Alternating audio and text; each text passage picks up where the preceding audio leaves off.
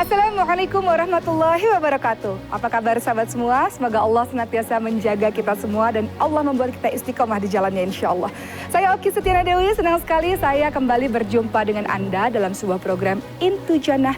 Program yang akan membawa kita memahami penyebaran agama Islam di seluruh dunia.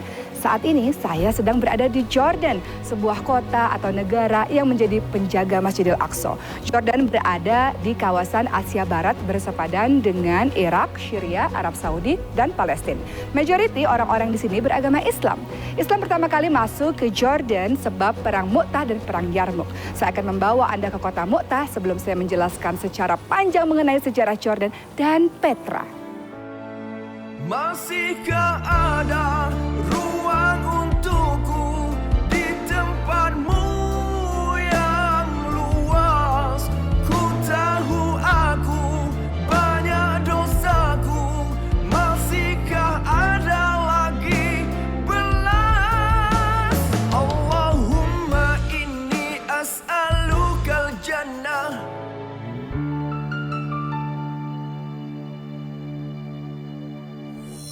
Sahabat yang dicintai oleh Allah Subhanahu wa taala, Islam tersebar di bumi Jordan melalui perang Mu'tah dan perang Yarmouk. Perang yang terjadi di antara umat muslim melawan pasukan Romawi Timur. Di tempat ini pernah terjadi sebuah perang disebut dengan perang Mu'tah yang terjadi pada tahun 8 Hijriah. Sebuah perang yang melibatkan 3.000 pasukan muslim melawan 200.000 dari tentara Romawi Timur dan Nasrani. Perang ini diakibatkan karena terbunuhnya utusan Rasulullah SAW bernama Harith bin Umair radhiyallahu anhu. Harith bin Umair radhiyallahu anhu hendak membawa surat untuk diberikan kepada Raja Basra untuk memasuki Islam. Namun di sebuah tempat bernama Mu'tah ini ia dibunuh. Itu sebabnya Rasulullah SAW mengirimkan 3.000 pasukan muslim untuk melawan 200.000 pasukan dari Romawi Timur dan Nasrani. Rasulullah SAW paham bahwa perang ini sangat tidak seimbang mengingat banyaknya jumlah dari pasukan Romawi Timur. Oleh karena itu Rasulullah SAW mengirimkan 3 pemimpin sekaligus untuk perang ini. Rasulullah SAW bersabda, pemimpin yang pertama adalah Zaid bin Harithah. Apabila Zaid bin Harithah wafat mati sebagai syuhada, maka akan diganti oleh Ja'far bin Abi Thalib.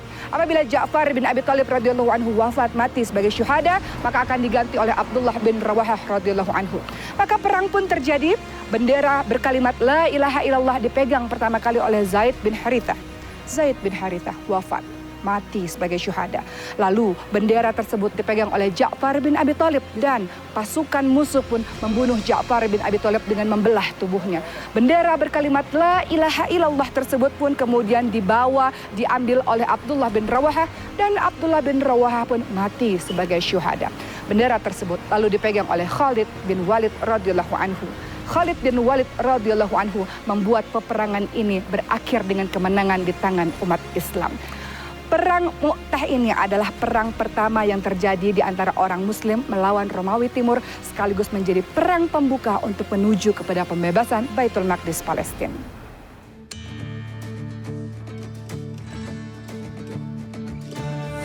Sahabat semua, makam dari Ja'far bin Abi Thalib radhiyallahu anhu dan makam dari Zaid bin Harithah radhiyallahu anhu terletak dalam satu kompleks, tetap dalam kota Mu'tah di Al-Karak, Jordan. Namun, makam pemimpin perang Mu'tah yang ketiga, yaitu Abdullah bin Rawahah radhiyallahu anhu, berbeda. Tempatnya adalah di belakang saya ini. Beliau dimakamkan di dalamnya. Wallahu a'lam. Saya akan menengok ke dalamnya.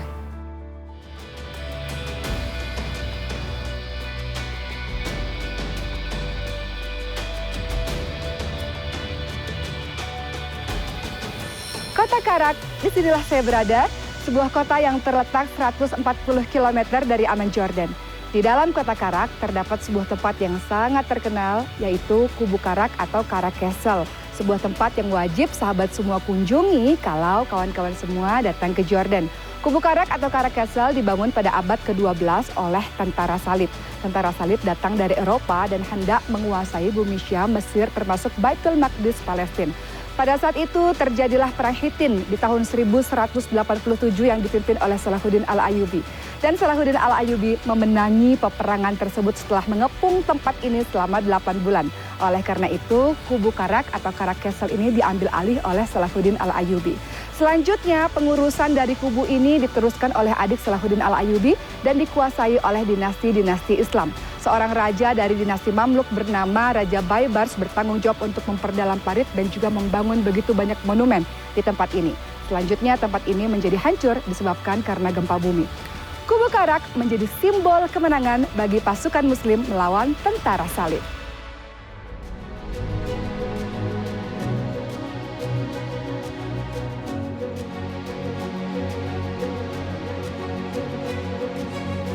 Agama Islam yang dibawa oleh Rasulullah SAW sampai ke Jordan pada masa kekhalifahan Umar bin Khattab radhiyallahu anhu pada tahun 636 Masehi.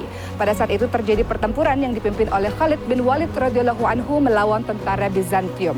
Perang tersebut terjadi selama 10 tahun dan diberangkan oleh umat Islam. Dalam dua perang sebelumnya atau dua pertempuran sebelumnya, Islam sama sekali tidak bisa menguasai Mu'tah yang ada di Jordan. Namun setelah perang ini, alhamdulillah Islam berhasil masuk ke Jordan sekaligus bisa menguasai Palestina dan Syria. Umar bin Khattab radhiyallahu anhu langsung menerima wilayah Jordan, Palestina dan Syria dan membebaskan kepada seluruh orang yang berada di tempat ini untuk memeluk agama dan kepercayaannya masing-masing.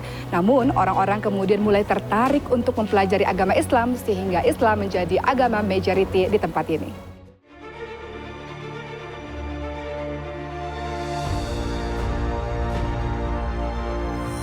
Setelah berakhirnya zaman pemerintahan Khulafaur Rasyidin, maka Jordan kemudian dikuasai oleh dinasti Umayyah. Pada saat itu masyarakat hidup secara makmur, secara bahagia, sebab Jordan berdekatan dengan ibu kota dari dinasti Umayyah, yaitu Damaskus, Syria. Kemudian Jordan dikuasai oleh dinasti Abbasiyah dan Jordan dijadikan sebagai pusat ilmu. Setelah dinasti Abbasiyah, kemudian digantikan dengan dinasti Fatimiyah yang berasal dari Mesir. Kemudian pada tahun 1099 terjadilah perang salib, di mana tentara salib menginginkan agar bumi Syam termasuk juga Baitul Maqdis Palestina yang terletak dekat dengan Jordan menjadi kekuasaan mereka. Namun datanglah seorang pahlawan bernama Salahuddin Al-Ayyubi yang membebaskan bumi Syam dan juga termasuk Baitul Maqdis Palestina. Lalu Salahuddin Al-Ayyubi membuat dinasti Ayyubiyah yang berkuasa di Jordan selama 80 tahun. Lalu muncullah tentara Mongol yang menginginkan daerah Syam termasuk Jordan ini untuk menjadi bagian dari kekuasaan mereka. Namun alhamdulillah seseorang yang berasal dari dinasti Mamluk mampu melawan mereka sehingga Jordan dikuasai oleh dinasti Mamluk. Setelah dinasti Mamluk, Jordan dikuasai oleh dinasti Turki Utsmani. Turki Utsmani menjadi penguasa di Jordan dan sekitarnya atau bumi Syam selama 4 abad lamanya. Sampai kemudian Jordan dikuasai oleh Inggris dan pada akhirnya Jordan merdeka pada tahun 1946. Pada saat ini Jordan menjadi negara penjaga Masjidil Aqsa. Semua perawatan di Masjidil Aqsa dibiayai oleh Departemen Wakaf Jordan. Dan Jordan merupakan negara yang paling mendapatkan pengaruh ketika Yahudi dan Islam bergolak di bumi Palestina.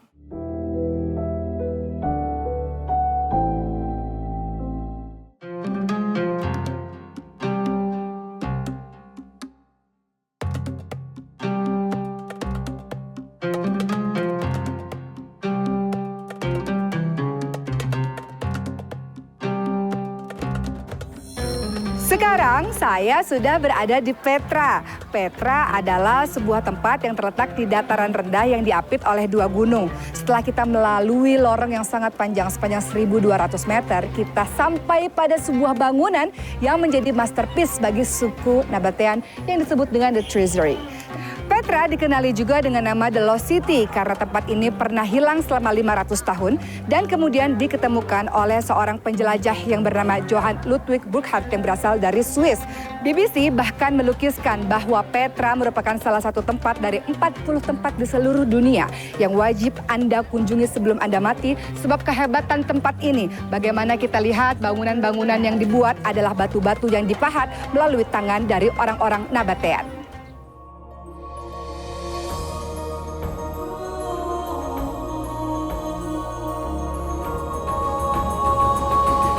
Yang menarik dari zaman batu pada saat itu adalah mereka telah memanfaatkan teknologi yang sangat canggih, mereka sebut dengan nama pump hidrolik. Air-air dialirkan dari Wadi Musa menuju ke kota Petra melalui pipe-pipe yang ada di tempat ini.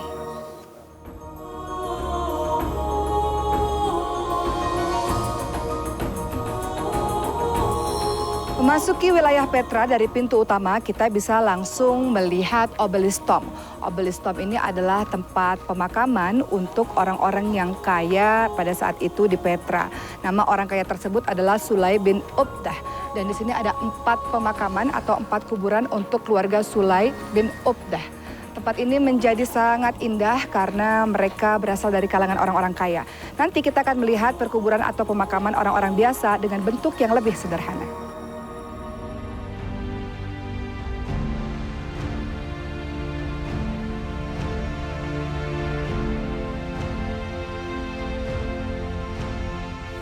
Zaid bin Harithah radhiyallahu anhu adalah salah seorang sahabat Nabi Muhammad SAW. Di masa kecilnya, Zaid bin Harithah pernah dibawa sang ibu untuk menuju ke sebuah perkampungan. Namun datanglah tentara berkuda yang mengambil seluruh harta berharga di tempat itu dan menculik Zaid bin Harithah. Zaid bin Harithah pun pada akhirnya dijual menjadi seorang hamba sahaya dan dibeli oleh saudara dari Khadijah binti Khuwailid radhiyallahu anha.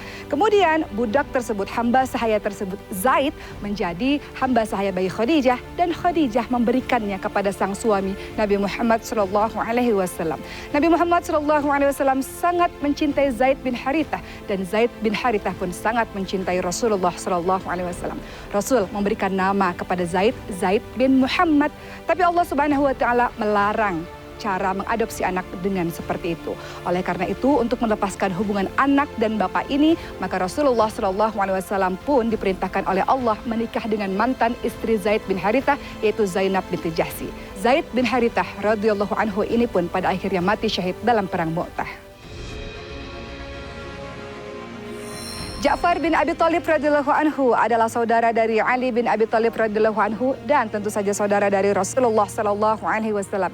Ja'far dan istrinya Asma binti Uwais termasuk orang yang awal-awal memasuki agama Islam. Mereka mengucapkan syahadat di depan Abu Bakar As-Siddiq radhiyallahu anhu dan di hadapan Rasulullah sallallahu alaihi wasallam sebelum Rasulullah sallallahu alaihi wasallam memasuki rumah Al-Arqam. Ja'far dan istrinya adalah orang yang pergi berhijrah ke Habasyah dan tinggal di sana selama 10 tahun. Setelah itu Ja'far dan istrinya kembali menuju ke Yathrib, Madinah. Rasulullah sangat bahagia sampai Rasul mengatakan, aku tidak tahu apa yang membuat aku bahagia. Apakah karena aku memenangi perang Khaybar atau karena kedatangan dari Ja'far bin Abi Thalib. Ja'far bin Abi Thalib pun pada akhirnya menjadi pemimpin perang dalam perang Mu'tah dan syahid. Kedua tangannya dipotong oleh musuh sampai Rasulullah SAW sangat bersedih dan menangis di hadapan istri dan anak-anaknya dan mengatakan Ja'far mendapatkan 2 sayap di syurga Allah Subhanahu wa taala. Abdullah bin Rawahah radhiyallahu anhu adalah salah seorang sahabat Nabi Muhammad SAW yang berasal dari Ansor. Pada saat itu Rasulullah SAW tengah menunggu kedatangan 12 orang-orang Ansor untuk berbaiat kepada Rasulullah SAW dalam baiat Aqabah yang pertama. Salah satu dari mereka adalah Abdullah bin Rawahah. Abdullah bin Rawahah mengikuti berbagai macam perang dengan Rasulullah SAW, mulai dari perang Badar, perang Uhud, perang Khandaq hingga perang Khaybar. Beliau senantiasa memiliki syair yang terus-menerus dikumandangkan untuk menyemangati para pasukan muslim lainnya. Beliau mengatakan, kalau kalian tidak mati dalam perang ini, kalian pun akan mati juga. Artinya adalah Abdullah bin Rawahah ingin agar pasukan muslim terus bersemangat sepenuh hati untuk membela agama Allah Subhanahu wa taala. Abdullah bin Rawahah radhiyallahu anhu pun menyusul kedua teman lainnya, Ja'far bin Abi Thalib dan Zaid bin Harithah radhiyallahu anhu dalam perang Mu'tah.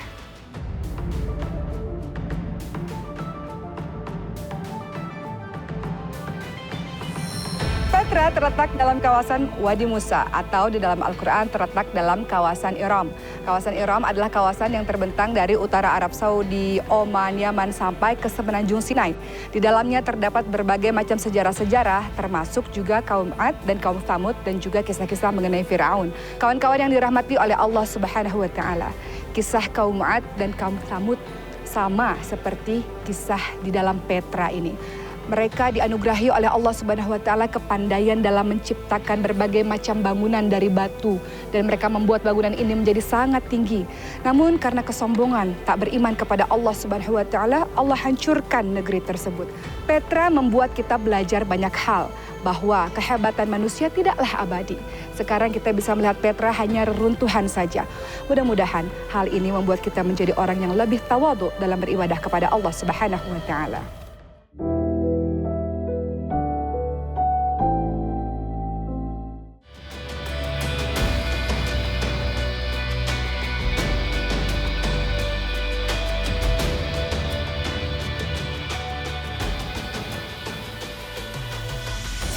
dirahmati oleh Allah Subhanahu wa taala, saat ini saya sedang berada di depan Gua Ashabul Kahfi di Jordan. Dan Gua Ashabul Kahfi ini juga dikatakan ada di Syria maupun di Turki, tapi yang paling menepati ciri-ciri yang disebutkan di dalam Al-Quran adalah Gua Ashabul Kahfi yang ada di Jordan. Kisah mengenai Ashabul Kahfi bermula dari 7 orang pemuda yang sangat mencintai Allah dan beriman kepada Allah Subhanahu wa taala. Lalu ada seorang raja yang kejam yang meminta pemuda tersebut agar meninggalkan agama Allah dan menuju ke agama sang raja. 7 pemuda ini pun tidak mau mengikuti apa yang diucapkan oleh sang raja. Mereka kemudian lari dan berlindung ke dalam sebuah gua. Di tempat inilah mereka tertidur selama 309 tahun. Di dalamnya Allah membalik-balikkan badan mereka sehingga Allah menjaga tubuh mereka. Dan kemudian ketika mereka bangun, mereka mengatakan dan saling bertanya satu sama lain, sudah berapa lamakah kita tidur di tempat ini? Salah seorang mengatakan mungkin setengah hari, kawan lain mengatakan mungkin 1 hari penuh. Lalu mereka pun mengatakan, marilah kita mencari makanan. Dan kalau salah satu dari kita mencari makanan, cari makanan yang halal, cari makanan yang baik. Dan jangan beritahu pada penduduk bahwa kita bertempat tinggal di sini karena khawatir mereka akan membunuh kita. Salah seorang itu pun pada akhirnya pergi menuju keluar dari Gua Ashabul Kahfi ini dan membawa uang. Dan orang-orang bertanya, uang apakah ini? Karena uang ini sudah tidak laku lagi di zaman sekarang. Dan mereka pun pada akhirnya paham bahwa orang ini adalah satu dari 7 orang yang disebut sebagai pemuda atau Ashabul Kahfi. Berita ini sampailah ke telinga sang raja dan raja pun mengatakan, marilah datang ke tempat ini, ke istana ini dan saya akan memberikan kalian tempat tinggal yang baik, tempat tinggal yang indah. Lalu 7 orang pemuda itu pun mengatakan, wahai raja, kami sudah sangat bahagia, kami sudah sangat senang. Pada akhirnya kami mengetahui bahwa penduduk di tempat ini semuanya telah beriman kepada Allah Subhanahu wa taala. Kami hanya ingin berdoa kepada Allah agar Allah pun memanggil kami untuk menuju kepada Allah Subhanahu wa taala. Maka Allah matikan mereka dalam keadaan yang beriman kepada Allah Subhanahu wa taala. Pembelajaran dari Ashabul Kahfi sangat luar biasa teman-teman sekalian, membuat kita memahami bahwa apapun yang terjadi, ujian-ujian yang Allah berikan adalah Allah hanya ingin pembuktian dari kita, betul tidak kita beriman pada Allah Subhanahu wa taala atau hanya berdusta saja. Dan di belakang saya dibangunlah sebuah masjid pada pemerintahan Jordan di tahun 2006 untuk setiap orang mengambil pembelajaran dari kisah Ashabul Kahfi atau 7 pemuda yang tertidur selama 309 tahun di dalam ini.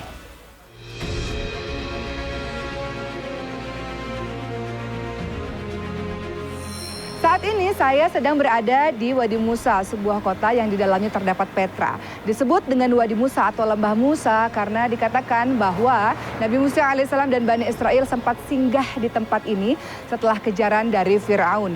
Wadi Musa tidak hanya ditemukan di Jordan tapi juga ditemukan di Mesir. Saat ini Wadi Musa menjadi pusat pengairan utama bagi penduduk di sekitar kota Petra.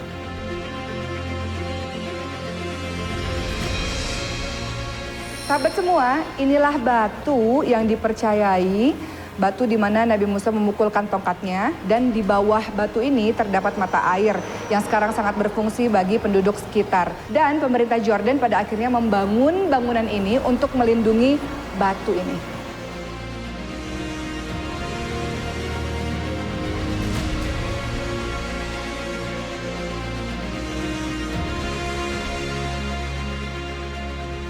Sahabat semua, airnya sangat jernih sehingga banyak orang yang langsung minum dari mata air ini.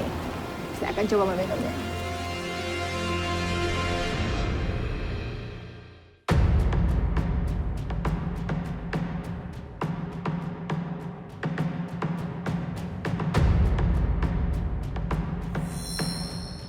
Sahabat yang dirahmati oleh Allah Subhanahu wa taala, ada beberapa peraturan sebelum kita datang ke tempat ini, yaitu jangan menyelam, jangan berenang jauh dari tepian, kemudian lindungi mata dan lindungi mulut dari air, dan kemudian berenang dengan cara terlentang. Di mana saya berada? Saya berada di Dead Sea atau Laut Mati.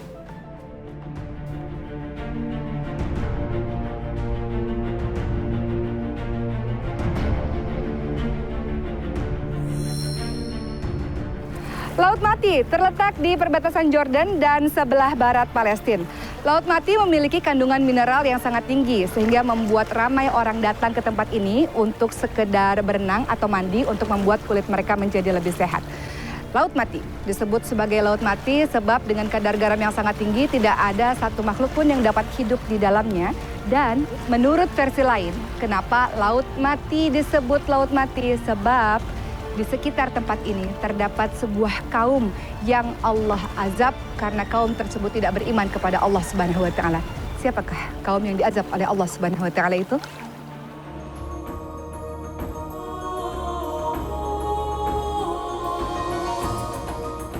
Nabi Lut alaihissalam adalah anak saudara dari Nabi Ibrahim alaihissalam. Diutus oleh Allah Subhanahu wa taala untuk berdakwah bagi kaum Sodom, sebuah kaum yang mengerjakan pekerjaan maksiat yang sangat luar biasa. Mereka mencintai sesama jenis. Nabi Lut alaihissalam telah berulang kali berdakwah kepada mereka, meminta mereka menghentikan perbuatan tersebut. Namun kaum Sodom sama sekali tidak mendengarnya. Kaum Sodom justru mengatakan kepada Nabi Lut alaihissalam, berikan saja azab Tuhanmu kepada kami. Maka Nabi Lut alaihissalam pun berdoa kepada Allah Subhanahu wa taala agar menurunkan azab bagi penduduk Sodom. Suatu ketika, datanglah 3 orang laki-laki yang berwajah rupawan ke rumah Nabi Lut alaihissalam. Maka Nabi Lut alaihissalam meminta kepada istri dan kedua anaknya untuk merahasiakan kedatangan dari tamu-tamu tersebut. Namun, istri dari Nabi Lut alaihissalam adalah seorang istri yang berkhianat. Ia menceritakan kepada seluruh penduduk Sodom bahwa ada tamu yang berwajah rupawan di rumah suaminya, di rumah Nabi Lut alaihissalam. Maka ketika Nabi Lut alaihissalam sedang bercakap-cakap dengan ketiga tamunya, mulailah ramai orang datang dan mengetuk-ngetuk pintu dengan sangat keras. Maka Nabi Lut alaihissalam pun mengatakan kepada tamunya, aku adalah orang yang tidak kuat, aku tidak memiliki keluarga untuk melindungi kalian. Dan tamu-tamu ini pun kemudian mengatakan, ketahuilah bahwa Lut, kami adalah utusan Allah yang dikirim oleh Allah untuk memberikan azab kepada kaum Sodom. Bagaimana cara Allah mengazab kaum Sodom tersebut? Allah kemudian memberikan gempa bumi yang sangat dahsyat. Orang-orang mulai berteriak dan mulai menyadari bahwa Nabi Lut alaihissalam adalah Nabi Allah Subhanahu wa taala, bahwa Nabi Lut alaihissalam semua perkataannya adalah benar, namun semua telah terlambat. Allah kemudian membalikkan keadaan kota tersebut sehingga semuanya menjadi hancur dan Allah kirimkan batu-batu panas, batu-batu yang terbakar, maka tak tersisa kaum Sodom tersebut. Orang-orang ramai mempercayai bahwa kaum Sodom terletak di tempat ini, bahwa tempat ini menurut kepercayaan sebagian orang adalah tempat di mana Allah Subhanahu wa taala mengazab mereka. Apapun dosa yang kita lakukan, termasuk sebagian teman-teman yang mengikuti perbuatan dari kaum Sodom, semoga ketika Allah masih memberikan nafas adalah jalan terbaik kita untuk kembali kepada Allah Subhanahu wa taala. Sebagaimana dalam salat kita katakan, ihdinas siratal mustaqim, ya Allah tunjukilah kami jalan yang lurus. Semoga semuanya kembali kepada jalan Allah Subhanahu wa taala.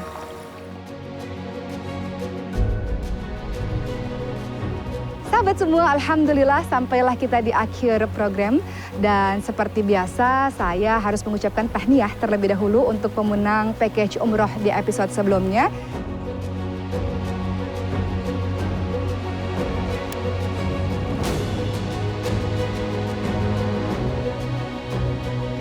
Dan sahabat semua memiliki peluang untuk bisa mendapatkan package umroh dari Andalusia Travels dengan menjawab soalan dari saya.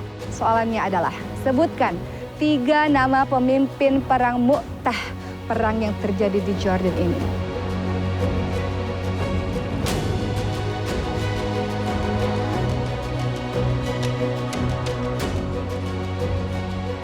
Saya harus mengucapkan terima kasih kepada Andalusia Travels and Tours dan Oman Air yang telah membawa saya kemari. Dan pergilah ke tempat-tempat yang sangat luar biasa ini dengan Andalusia Travels. Sampai jumpa di episode berikutnya dengan sejarah-sejarah yang sangat hebat di negara-negara lain. Assalamualaikum warahmatullahi wabarakatuh. Tunjukkanlah aku jalan sebenar, agar dapat aku melangkah tenang.